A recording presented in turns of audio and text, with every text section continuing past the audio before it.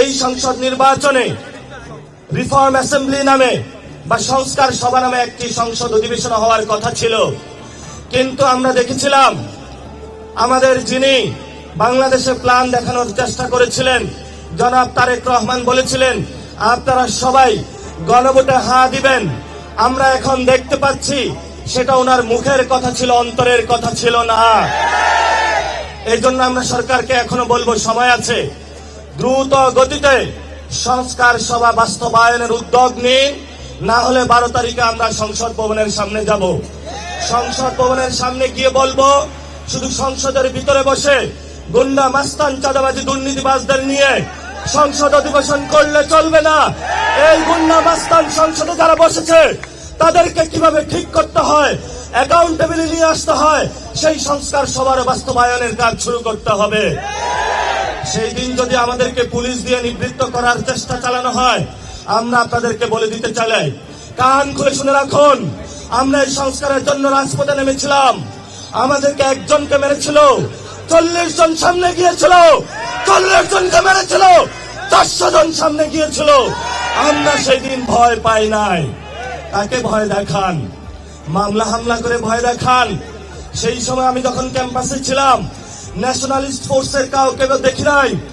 গণরাজু ভাস্কর্যে একাই সীমান্ত হত্যার বিরুদ্ধে 54 দিন বসেছিলাম। তারেক রহমান, আপনিও সেই অবস্থান আপনি দেখেছিলেন। আপনি সেই সময় দেখেছিলেন ভারতের বিরুদ্ধে কারা দাঁড়াচ্ছে। আপনারা যখন বিদেশে ছিলেন, জেলের মধ্যে ছিলেন, আমরা ক্যাম্পাস আন্দোলন করেছিলাম, আপনাদের পক্ষে দাঁড়িয়েছিলাম। আপনারা তখন মজলুম ছিলেন, কিন্তু এখন যদি জালেম হিসাবে আবির্ভূত হন, আমরা কোন জালেমকে ছাড় দেওয়ার পক্ষপাতী নই।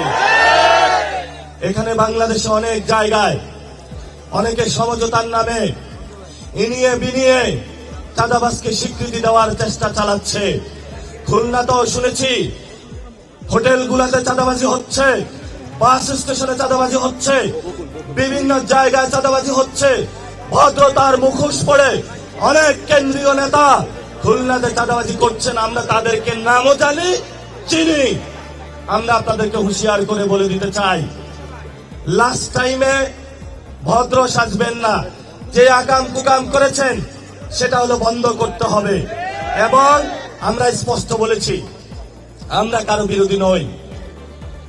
আমি সেই দিন গণ অভ্যুত্থানের পরে সরকার কিভাবে গঠন হবে, আমি তারেক রহমানের কাছে সেই রেফাত ভাইয়ের নাম প্রস্তাব করেছিলাম, চিফ জাস্টিসের। উনি আমাকে একটা কথা বলেছিল, তুমি ওনাকে খুঁজে পেয়েছো কই? আমি রিফাত ভাইকে খোঁজার জন্য সেই বাড্ডার অলিগলিতে বেরিয়েছিলাম, যেই কোনো সময় মৃত্যুর মুখে প্রস্তুত হতে পারতাম, কিন্তু আমরা সেই রিস্কটা নিয়েছিলাম। আমি আপনাকে সেই দিন বলেছিলাম যে আপনি বাংলাদেশের রিসোর্স দেখতে না পারেন, বাংলাদেশের 18 কোটি মানুষ যে সম্পদ রয়েছে এটার উপরে যদি আমরা বিশ্বাস রাখতে পারি, তবেই আমরা মর্যাদা নিয়ে বসবাস করতে পারবো, আদারওয়াইজ পসিবল না। আমাদের দিল্লি দরকার নাই, আমাদের ঢাকা আছে। যেই ঢাকাকে শক্তিশালী করে একটা সময় ভারতবর্ষে নতুন কিছু সূচিত হয়েছিল, এটা আমাদের ভুলে গেলে চলবে না। প্রিয় তরুণ যুবা ভাইয়েরা, ভয় পাইবেন না। আপনারা পাড়ায় মহল্লায় চাঁদাবাজ, সন্ত্রাস, দুর্নীতির বিরুদ্ধে কমিটি গঠন করেন। কমিটি গঠন করে যারা যারা চাঁদাবাজ, দুর্নীতি, সন্ত্রাসী করে তাদেরকে রাস্তায় গাছের সাথে, পিলারের সাথে, স্কুলের দেওয়ালের বিভিন্ন খুঁটির সাথে তাদেরকে আপনারা সবাই বেঁধে রাখবেন।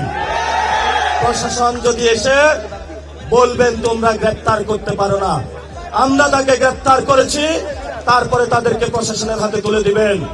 আমরা আপনাদেরকে শেষ কথা যেটা বলে দিতে চাই, আমরা বাংলাদেশে চাঁদাবাজি, দুর্নীতি, সন্ত্রাসী মেনে নিব না, মেনে নিব না। আপনি যখন বিদেশে ছিলেন আপনি চাঁদাবাজদেরকে বন্ধ করতে পারেন নাই, দেশে এসেছেন চাঁদাবাজদেরকে নিবৃত্ত করতে পারেন নাই। ঠিক আছে, আপনি আপনার কাজ করেন অফিসিয়াল, আমরাই আপনার চাঁদাবাজি বন্ধ করে দিতেছি, আমরাই আপনার চাঁদাবাজি বন্ধ করে দিতেছি। সমস্যা নাই, নতুন বাংলাদেশ গঠন হবে। আমাদের সিনিয়র লিডারশিপ যারা আছেন তারা বক্তব্য রাখবেন। সবাই ভালো থাকবেন, তারাবির নামাজে আসবেন। তারাবির নামাজ পড়ে আমরা খুলনায় চাঁদাবাজদের বিরুদ্ধে আজকে স্লোগান দিব, দেখি কার বুকের পাটা আছে।